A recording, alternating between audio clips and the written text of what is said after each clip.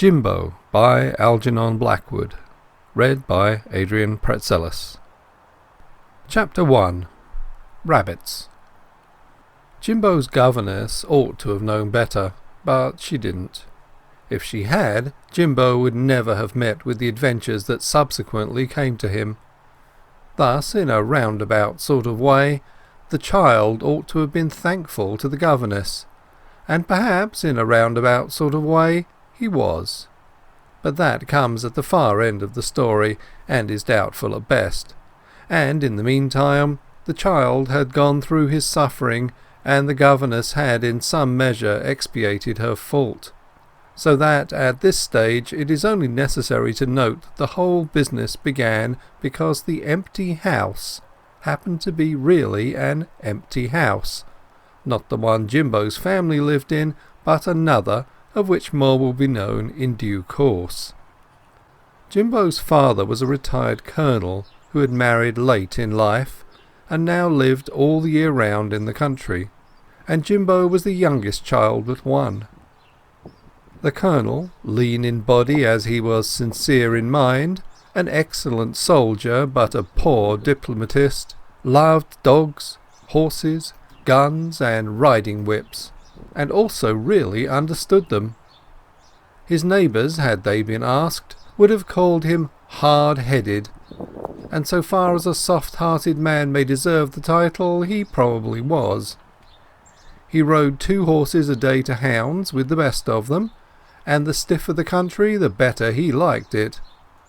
Besides his guns, dogs and horses, he was also very fond of his children. It was his hobby that he understood them far better than his wife did, or than anyone did for that matter. The proper evolution of their differing temperaments had no difficulties for him. The delicate problems of child nature, which defied solution by 9 parents out of 10, ceased to exist the moment he spread out his muscular hand in a favourite omnipotent gesture and uttered some extraordinarily foolish generality in that thunderous good-natured voice of his. The difficulty for himself vanished when he ended up with the words, "Leave that to me, my dear. Believe me, I know best." But for all else concerned, and especially for the child under discussion, this was when the difficulty really began. Since, however, the colonel after this chapter mounts his best hunter and disappears over a high hedge into space, so far as our story is concerned, any further delineation of his wholesome but very ordinary type is unnecessary. One winter's evening, not very long after Christmas, the colonel made a discovery. It alarmed him a little, for it suggested to his cocksure mind that he did not understand all his children as comprehensively as he imagined. Between 5 o'clock and dinner, that magic hour when lessons were over and the big house was full of shadows and mystery, there came a timid knock at the study door. "Come in," growled the soldier in his deepest voice, and a little girl's face, wreathed in tumbling brown hair, poked itself hesitatingly through the opening. The colonel did not like being disturbed at this hour, and everybody in the house knew it, but the spell of Christmas holidays was still somehow in the air, and the customary order was not yet fully re-established. Moreover, when he saw who the intruder was, his growl modified itself into a sort of common sternness that yet was not cleverly enough simulated to deceive the really intuitive little person who now stood inside the room. "Well, Nixie child, what do you want now?" "Please, father, will you... we wondered if..." A chorus of whispers issued from the other side of the door. "Go on, silly. Out with it. You promised you would, Nixie." "If you would come and play rabbits with us," came the words in a desperate rush, with laughter not far behind. The big man with the fierce white moustaches glared over the top of his glasses at the intruder, as if amazed beyond belief at the audacity of the request. "Rabbits?" he exclaimed, as if the mere word ought to have caused an instant explosion. "Rabbits?" "Oh, please do." "Rabbits at this time of night?" he repeated. "I've never heard of such a thing. Why, all good rabbits are asleep in their holes by this time, and you ought to be in yours too by rights, I'm sure." "We don't sleep in holes, father," said the owner of the brown hair, who was acting as leader. "And there's really still an hour before bedtime. Really," added a voice in the rear. The big man slowly put his glasses down and looked at his watch. He looked very savage, but of course it was all pretence, and the children knew it. If he was really cross, he'd pretend to be nice, they whispered to each other with merciless perception. "Well," he began, but he who hesitates with children is lost. The door flung open wide, and the troop poured into the room in a medley of long black legs, flying hair, and outstretched hands. They surrounded the table, swarmed upon his big knees, shut his stupid old book, tried on his glasses, kissed him, and fell to discussing the game breathlessly all at once, as though it had already begun. This, of course, ended the battle, and the big man had to play the part of the monster rabbit in a wonderful game of his own invention. But when at length it was all over, and they were gathered panting round the fire of blazing logs in the hall, the monster rabbit, the only one with any breath at his command, looked up and spoke. "Where's Jimbo?" he asked. "Upstairs." "Why didn't he come and play too?" "He didn't want to." "Why? What's he doing?" Several answers were forthcoming. "Nothing in particular. Talking to the furniture when I last saw him. Just thinking as usual, or staring in the fire." None of the answers seemed to satisfy the monster rabbit, for when he kissed them a little later and said good night, he gave orders, with a graver face, for Jimbo to be sent down to the study before he went to bed. Moreover, he called him James, which was a sure sign of parental displeasure. "James, why didn't you come and play with your brothers and sisters just now?"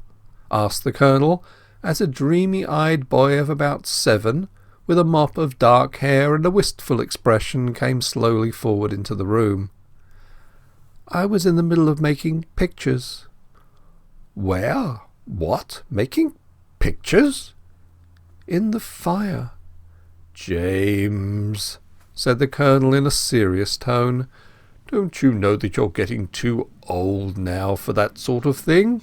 If you dream so much, you'll fall asleep altogether some fine day and never wake up again. Just think what that means." The child smiled faintly, and moved up confidingly between his father's knees, staring into his eyes without the least sign of fear. But he said nothing in reply. His thoughts were far away, and it seemed as if the effort to bring them back into the study and to a consideration of his father's words was almost beyond his power. "You must run about more," pursued the soldier, rubbing his big hands together briskly, "and join your brothers and sisters in their games. Lie about in the summer and dream a bit if you like, but now it's winter, you must be more active and make your blood circulate healthily, and all that sort of thing." The words were kindly spoken, but the voice and manner rather deliberate. Jimbo began to look a little troubled as his father watched him.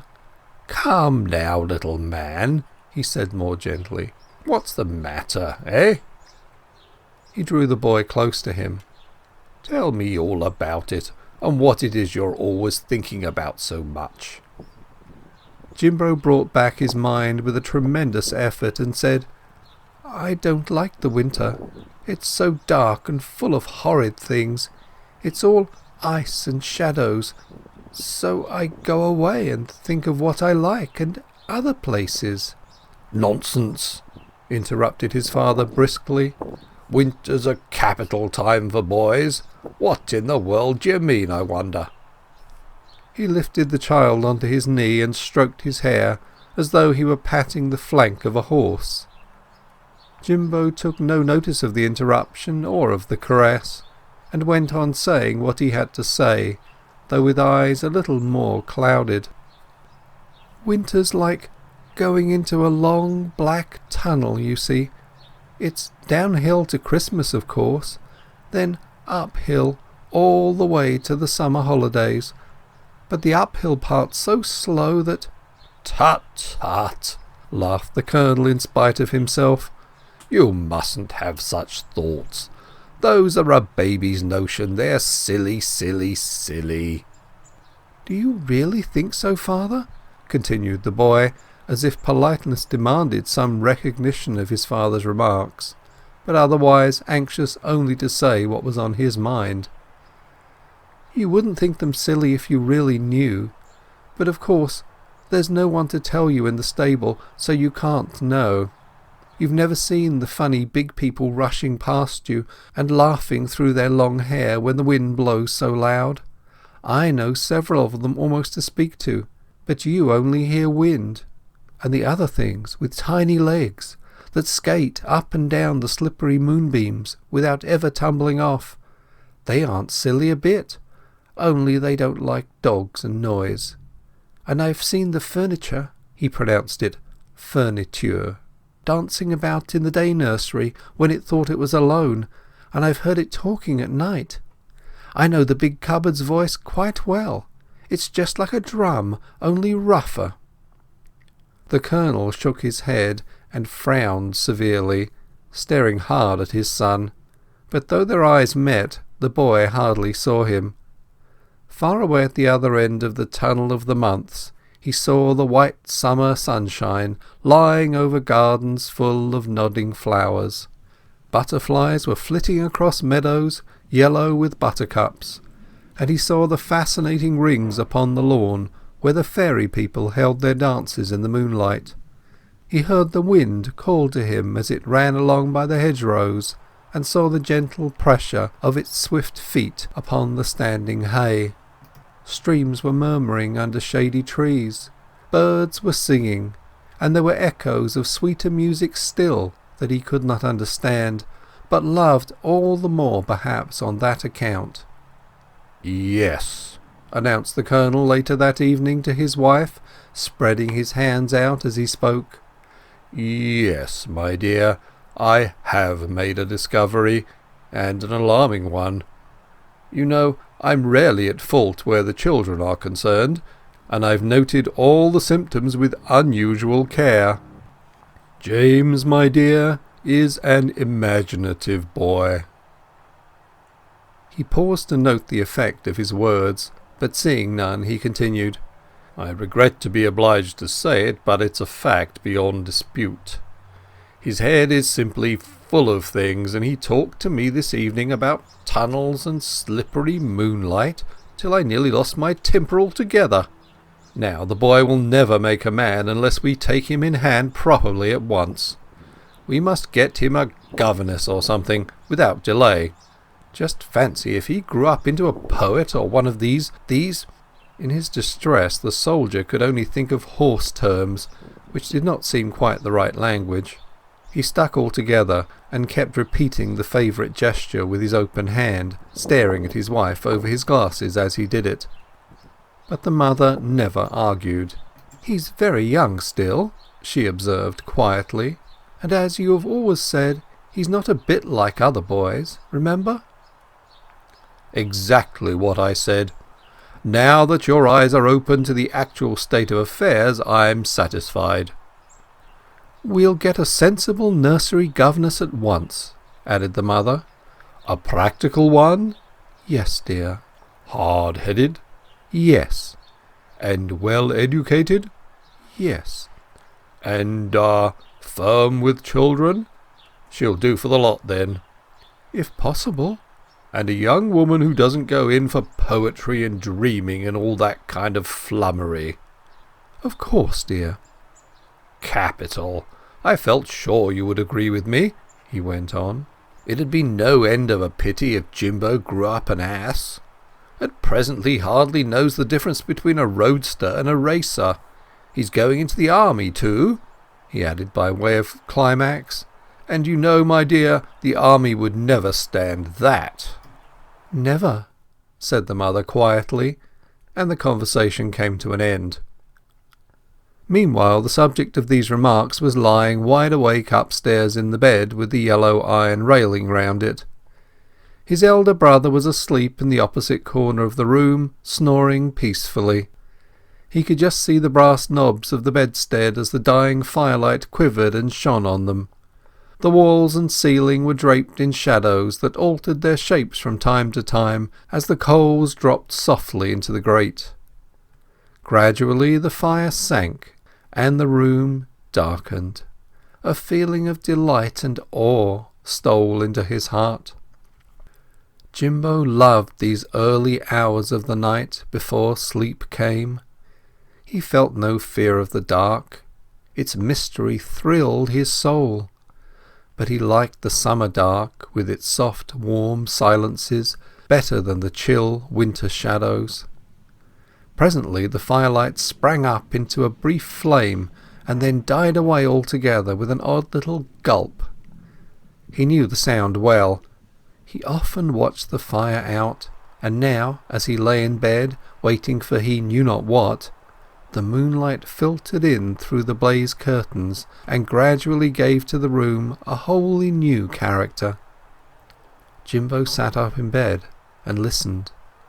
The house was very still. He slipped into his red dressing-gown and crept noiselessly over to the window. For a moment he paused by his brother's bed to make sure he really was asleep. Then, evidently satisfied, he drew aside a corner of the curtain and peered out. "Oh," he said, drawing in his breath with delight, and again, "Oh." It was difficult to understand why the sea of white moonlight that covered the lawn should fill him with such joy, and at the same time bring a lump into his throat. It made him feel as if he were swelling out into something very much greater than the actual limits of his little person, and the sensation was one of mingled pain and delight, too intense for him to feel for very long. The unhappiness passed gradually away, he always noticed, and the happiness merged after a while into a sort of dreamy ecstasy into which he neither thought nor wished very much, but was conscious only of one single unmanageable yearning. The huge cedars on the lawn reared themselves up like giants in silver cloaks, and the horse-chestnut, the umbrella tree as the children called it, loomed with its motionless branches that were frosted and shining. Beyond it, in a blue mist of moonlight and distance, lay the kitchen garden, and he could just make out the line of the high wall where the fruit trees grew. Immediately below him the gravel of the carriage drive sparkled with frost. The bars of the windows were cold to his hands, yet he stood there for a long time with his nose flattened against the pane and his bare feet on the cane chair. He felt both happy and sad. His heart longed dreadfully for something he had not got, something that seemed out of his reach because he could not name it. No one seemed to believe all the things he knew in quite the same way as he did. His brothers and sisters played up to a certain point, and then put the things aside as if they had only been assumed for the time and were not real. To him they were always real. His father's words, too, that evening had sorely puzzled him when he came to think over them afterwards. "They're a baby's notion. They're silly, silly, silly." Were these things real, or were they not?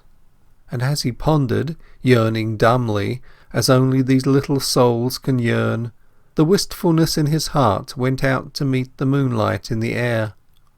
Together they wove a spell that seemed to summon before him a fairy of the night, who whispered an answer into his heart. "We are real so long as you believe in us. It is your imagination that makes us real and gives us life.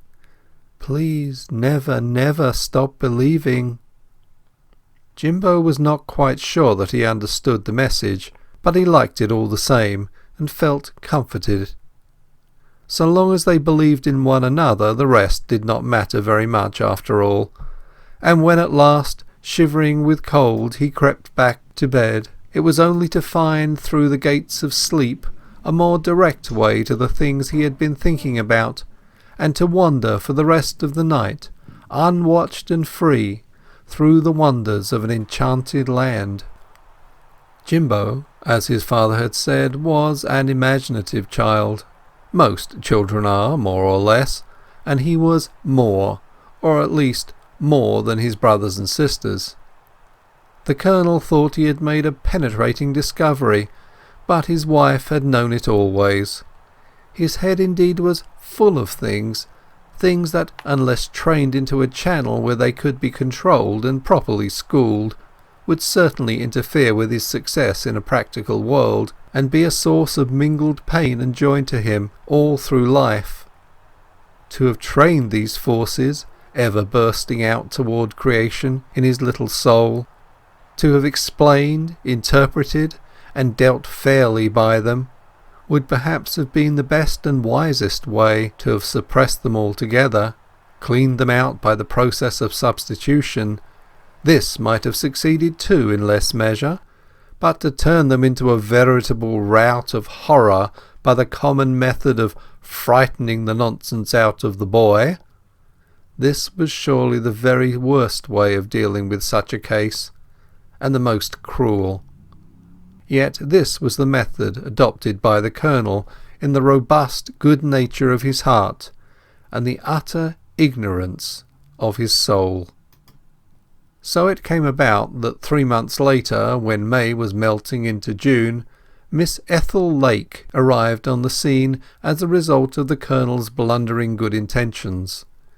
She brought with her a kind disposition, a supreme ignorance of unordinary children, a large store of self-confidence, and a corded yellow tin box. End of chapter 1.